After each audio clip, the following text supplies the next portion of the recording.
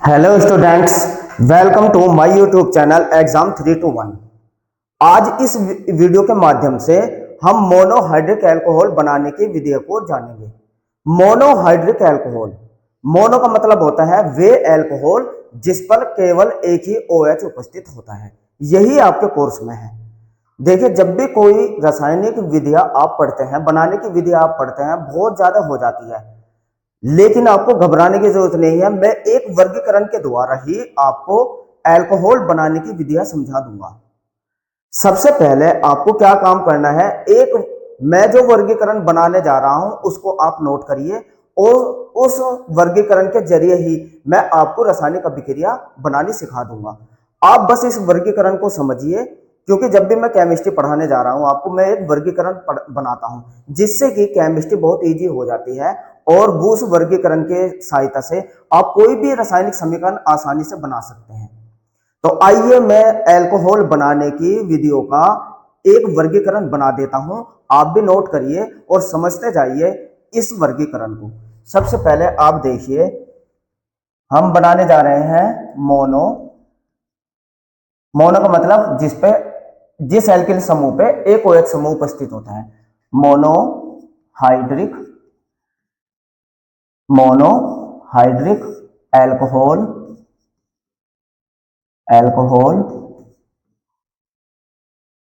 बनाने की सामान्य विधियां। इसको समझिए बस, ये कैसे करना है।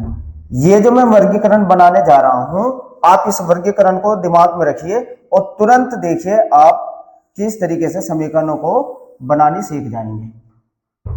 सबसे पहले आपको क्या करना है, ये याद रखना है कि ये बनती किससे है। सबसे पहले जो आप मोनोहाइड्रिक अल्कोहल जो बनाई जाती है वो एल्किल हैलाइड एल्किल हैलाइड आपको पता होना चाहिए कि क्या होता है। समीकरण में तो मैं आपको समझाऊंगा। RX को एल्किल हैलाइड कहते हैं। RX क्या होता है? Alkyl halide. R alkyl group होता है, X हैलाइड होता है। इसके बाद या तो आप ले लीजिए एल्किल हैलाइड, या एस्टर। इन दोनों में से किसी को भी लेकर अल्कोहल आप बना सकते हैं। एस्टर, जिसको RCOOR, ये एस्टर होता है। इन दोनों में से कोई भी एक तत्व ले लीजिए और इसकी क्रिया आप करा दीजिए जलीय NaOH। ये जलीय होना चाहिए, ये भी ध्यान रखना, ये जलीय ही होना चाहिए। अगर ये अल्कोहलिक हुआ तो एल्कीन बन जाएगी, लेकिन आपको कैसा लेना है? जलीय। या तो NaOH ले लीजिए या KOH ले लीजिए या नम Ag2O। इन तीनों में से कोई सा भी एक तत्व ले लीजिए, इन दोनों में से कोई सा एक ले लीजिए और इनमें से, लेकिन मैं तो आपको सबसे बनाना सिखाऊंगा, क्या पता एग्जाम में कौन सी पूछ ले। बस आपको ये वर्गीकरण याद रखना है, या तो एल्किल हैलाइड ले लेना है या एस्टर ले लेना है, उनमें अभिक्रिया करा देनी है जलीय NaOH की या KOH की या नम Ag2O की। ये हुआ आपका पहला, जिससे कि आपसे बोर्ड में पूछा जा सकता है। दूसरी विधि समझिए आप। दूसरी विधि समझिए। अब दूसरी करते हैं हम अपचयन। ये बहुत ज्यादा इंपॉर्टेंट है। अपचयन बहुत ज्यादा इंपॉर्टेंट है। अपचयन दो तरीके से होता है। किन किन तत्वों का अपचयन होता है जिससे अल्कोहल बन जाए? सबसे पहले तो आपको ये याद रखना है अपचयन। अब देखिए अपचयन किस किस चीज का होता है। अपचयन मैं आपको बता दूं, सबसे पहले दो तरीके से अपचयन होता है। एक अपचयन सबसे पहले मोनोकार्बोक्सिलिक अम्लों का, मोनोकार्बोक्सिलिक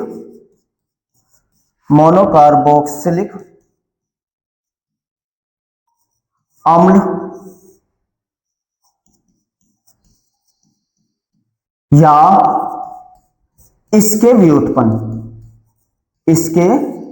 व्युत्पन्न अब आपको ये पता होना चाहिए मोनोकार्बोक्सिलिक अम्ल कौन सा होता है और इनके व्युत्पन्न तत्व कौन से होते हैं, ये भी आपको पता हो। जब तक ये पता नहीं रहेगा आपको, तो आपसे कोई भी क्रिया नहीं होने की। आपको इन तत्वों के बारे में जानना बहुत जरूरी है। देखो, मोनोकार्बोक्सिलिक अम्ल कहते हैं जिस एल्किल ग्रुप से COOH समूह जुड़ा हुआ होता है, वो मोनोकार्बोक्सिलिक अम्ल होता है। अब इसके व्युत्पन्न के नाम याद रखिए।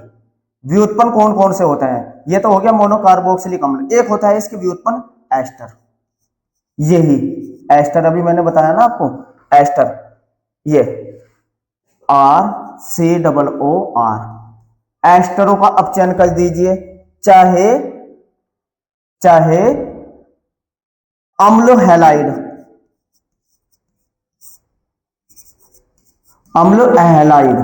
यानी कि RCOX, इसका अपचयन कर दीजिए।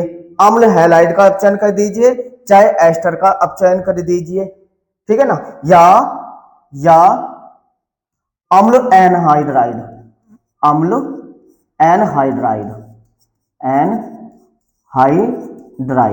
देखिए, एग्जाम में तो आपसे किसी से भी अपचयन पूछा जा सकता है, यानी कि कार्बोक्सिलिक अम्ल से पूछ सकते हैं, नंबर 1। नंबर 2, एस्टर से अपचयन पूछ सकते हैं। नंबर 3, अम्ल हैलाइड से पूछ सकते हैं। नंबर 4, अम्ल एनहाइड्राइड। अम्ल एनहाइड्राइड क्या होता है ये भी समझिए आप। अम्ल एनहाइड्राइड RCO का होल ट्वाइज O, ये होता है अम्ल एनहाइड्राइड। इन चारों में से बस आपको याद कर रखना है, ये मोनोकार्बोक्सिलिक अम्लों के व्युत्पन्न है। अगर आपको ये पता है तो अपचयन करने में फिर कोई आपको परेशानी नहीं होगी। और इनका अपचयन किसके द्वारा किया जाता है, ये भी याद रखना। इनका अपचयन जो होता है प्लस, इनका जो अपचयन होता है वो लिथियम एल्यूमिनियम हाइड्रेट, ये इसके द्वारा अपचयन होता है। इनमें से किसी भी तत्व के, आप बस इस वर्गीकरण को देखते रहिए, एस्टर हो या कार्बोक्सिलिक अम्ल हो या अम्ल हैलाइड हो या अम्ल एनहाइड्राइड हो, अगर इनका अपचयन लिथियम एल्यूमिनियम हाइड्राइड की उपस्थिति में करते हैं तो अल्कोहल बनती है। बस जब ये तो मैं कह रहा हूं, आप बस इस वर्गीकरण को समझिए और इसके वर्गीकरण की सहायता से आप आसानी से अल्कोहल बना सकते हैं। अगर समीकरण याद करने की कोशिश की तो समझ लीजिए फिर आपसे पेपर में कुछ नहीं होने का, क्योंकि समीकरण आप याद करेंगे निकल जाएगी। हाँ, ये वर्गीकरण याद करिए, समीकरण की प्रैक्टिस करिए, तुरंत बन जाएगी। समीकरण भी बनाना सिखाऊंगा सबसे, बहुत इजी है अगर ये आपके डायग्राम समझ में आए, ठीक है। दूसरा अपचयन जो होता है ये मोनोकार्बोक्सिलिक अम्ल की उपस्थिति में होता है।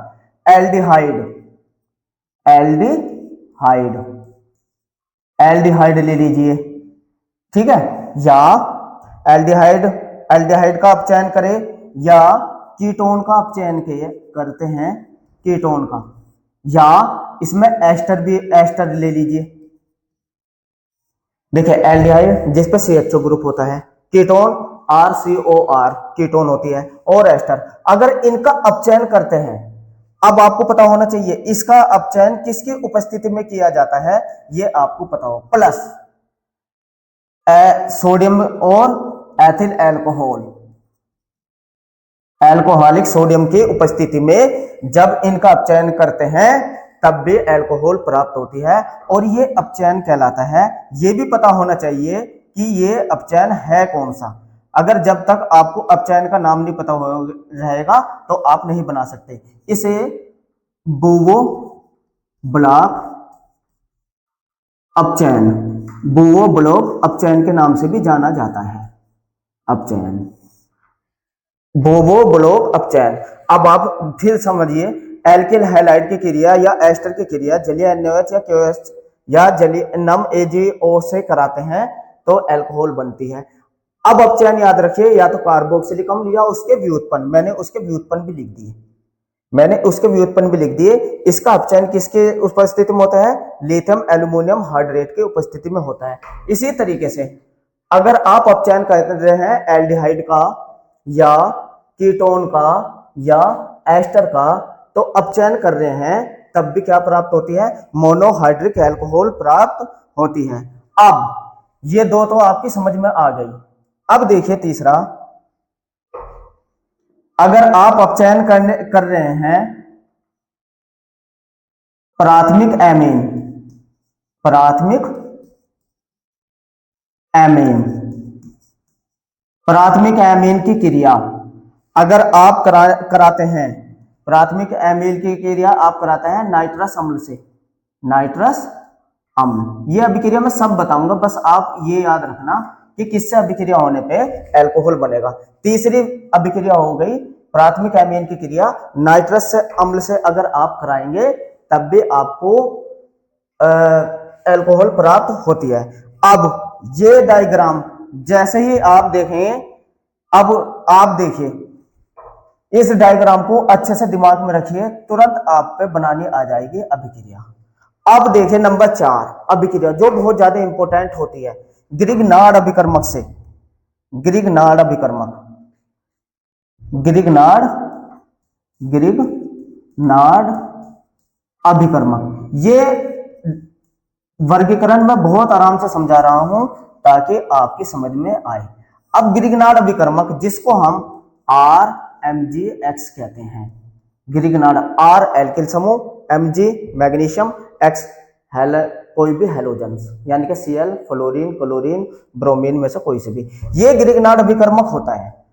अगर ग्रिग्नार्ड अभिकर्मक की क्रिया एल्डिहाइड जिसमें कीटो समूह आए, बस ये याद रखना किससे होती है, एक ही बात याद रखना, बस कीटो ग्रुप वाले तत्व, कीटो ग्रुप बहुत ज्यादा इंपॉर्टेंट अभिक्रिया है ये, कीटो ग्रुप यानी कि जिसमें CO ग्रुप आता है। और ये कौन कौन से तत्व है जिसमें CO ग्रुप आता है, देखिए एल्डिहाइड भी होता है, कीटोन भी होता है, यानी कि ये वाले एल्डिहाइड, कीटोन, जब आप इनके फार्मूले लिखोगे तो उसमें आप जानेंगे CO ग्रुप होता है। अगर ग्रिग्नार्ड अभिकर्मक की अभिक्रिया कीटो ग्रुप वाले तत्वों से कराते हैं तो अल्कोहल बनती है।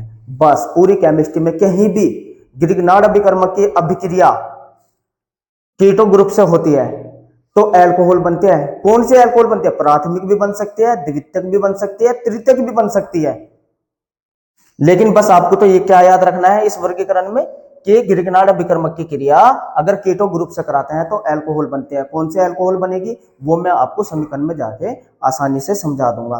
तो ये आप एक लास्ट अभिक्रिया वो देख लीजिए, पहले इसको देखिए, मोनोहाइड्रिक अल्कोहल बनाने की विधियां और जो प्रयोगशाला में बनती है इसकी, यहां बना देता हूं, इसको समझिए बस, ये देखिए यहां समझ लीजिए।